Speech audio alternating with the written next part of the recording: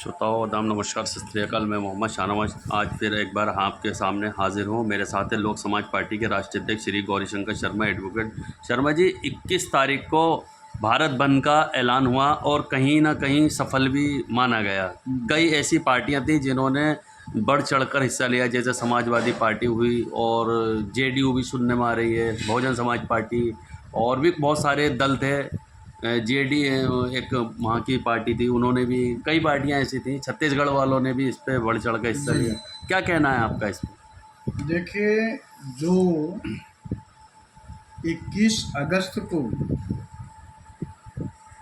ये Bahujan Samaj party, Samajwadi party और एक आज़ाद समाज पार्टी है कोई, बिहार से आरजेडी है,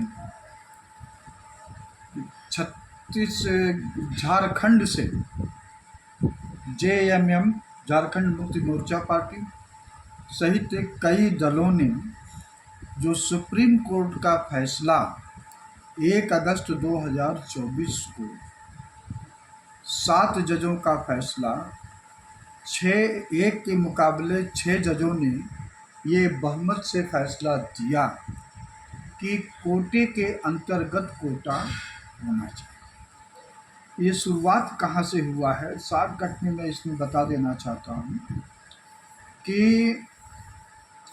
पंजाब सरकार ने एससी और backward class reservation in service act 2006 पारित किया और उसमें जो है एससी को 25% और बैकवर्ड क्लास को, कास्ट को 12% और उस 25% में जैसे मान लीजिए आपका 400 सीट है तो 400 सीट के हिसाब से ये आपका बनता है 50 सीट। ये आपको एससी में जाएगा और फिर 12 चौक 48 से नहीं 25 चौक का 100 सीट जाएगा एससी को और 48 सीट बीसी को।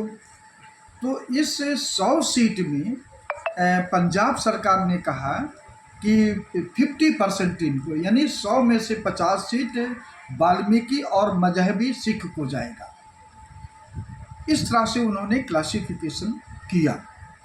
तो इस फैसले को लोगों ने चैलेंज किया। पंजाब और हरियाणा हाई कोर्ट ने 2005 में, जो इसका साइटेशन है 2005 1 SCC 394, उस जजमेंट, यानी वो जजमेंट का साइटेशन है, जजमेंट का नाम ई विचिनैया वर्सेस स्टेट ऑफ आंध्र।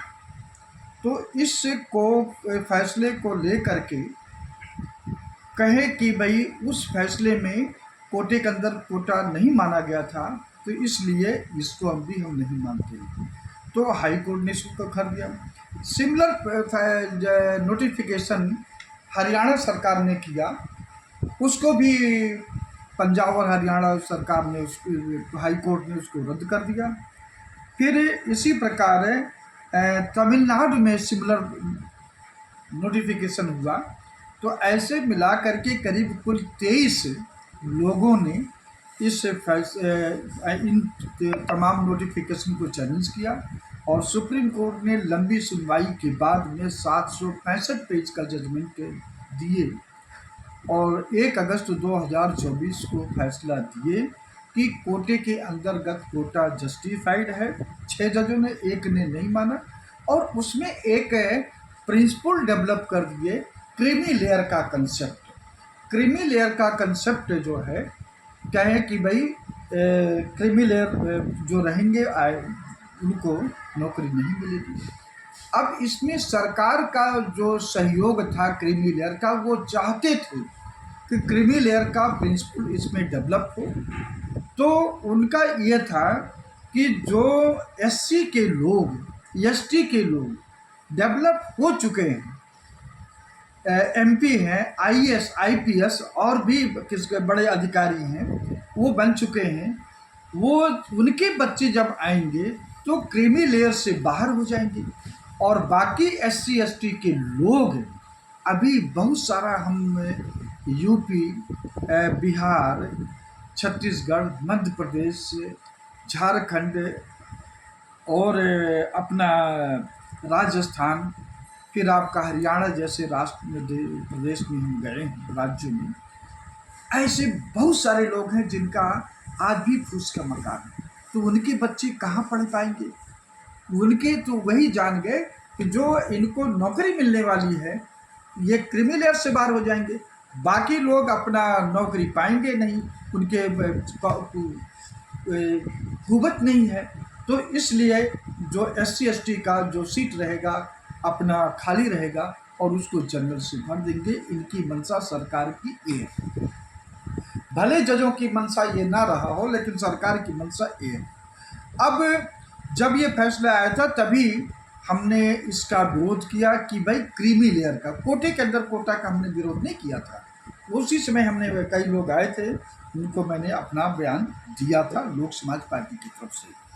अब जो 21 अगस्त को समाजवादी पार्टी, बहुजन समाज पार्टी, आज़ाद समाज पार्टी, RJD राष्ट्रीय जनता दल जो है, फिर उसके JMM सहित और सारी पार्टियां हैं, इन्होंने कोटे के अंदर कोटा का विरोध किया है, जो कि लोक समाज पार्टी इनको चिट्ठी लिखेगी कि अगर आप कोटे के अंदर कोटे का विरोध कर रहे हैं तो जो सवर्ण जात के लोग हैं वो चाहते हैं कि अपना रिजर्वेशन इनको ना दिया जाए, वो क्या गलत कर रहे हैं भाई?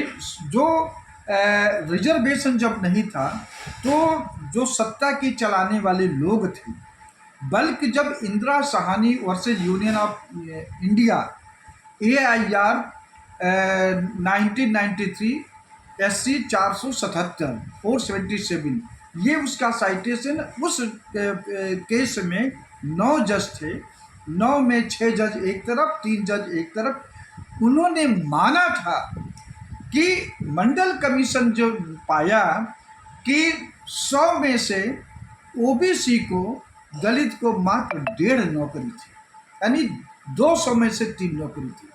तो उन्होंने माना कि ये लोग जो सदियों दर सदियों, पीढ़ी दर पीढ़ी सताए गए हैं, तो इनको मुख्य धारा में लाने के लिए, इनका सामाजिक स्तर ऊपर उठने के लिए ये रिजर्वेशन जरूरी है, इन जजों ने माना था। आज जो है यहाँ पर वो सामाजिक न्याय पर, आर्थिक आधार पे नहीं। तो ऐसे आपको मैं ले चलता हूँ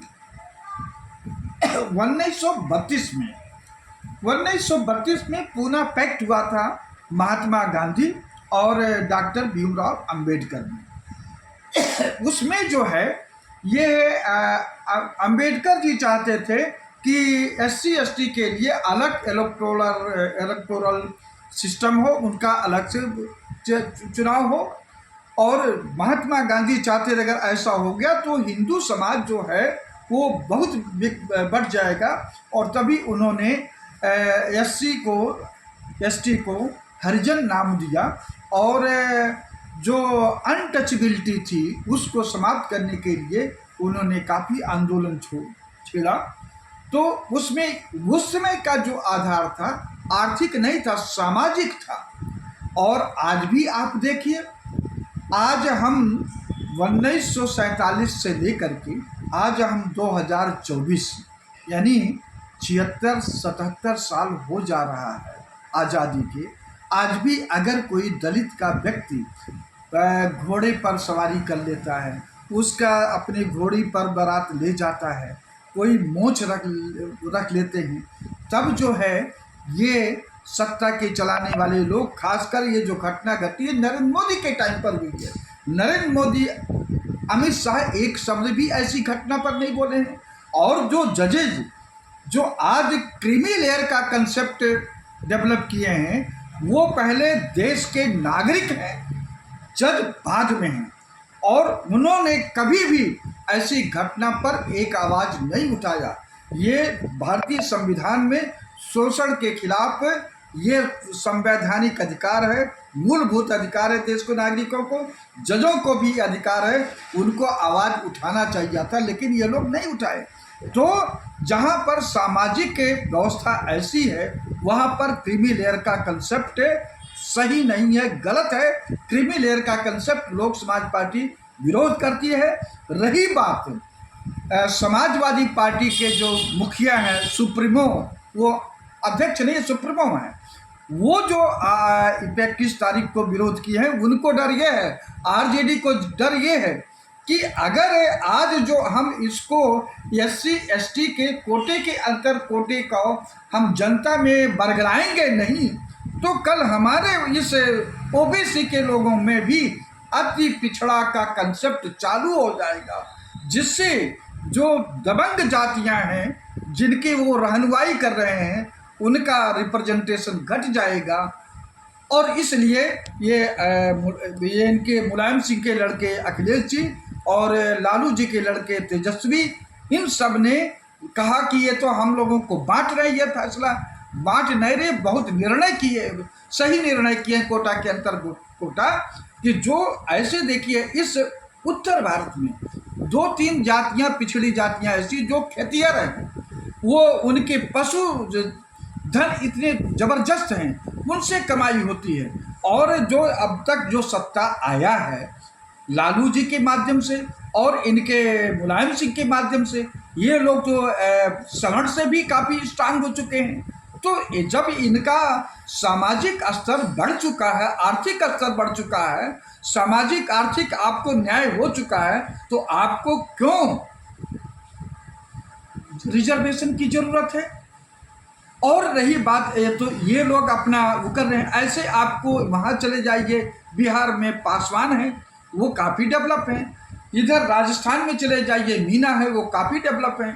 तो यहाँ पर जो है उसमें जो कोटे के अंदर कोटा जो सुप्रीम कोर्ट ने दिया है, और अभी मैं सुना हूँ जो एक रोहिणी कमीशन है, ये अपना बहुत पहले इसका बनाया गया था, वो रिपोर्ट आ चुकी है, लेकिन ये लोग डर के मारे लागू नहीं कर रहे हैं। रोहिणी कमीशन का यही कंसेप्ट है कि आप पिछड़ी जातियों में पता लगाइए कि कितनी जातियां अति पिछड़ी हैं, उनको अलग से रिजर्वेशन दिया जाए।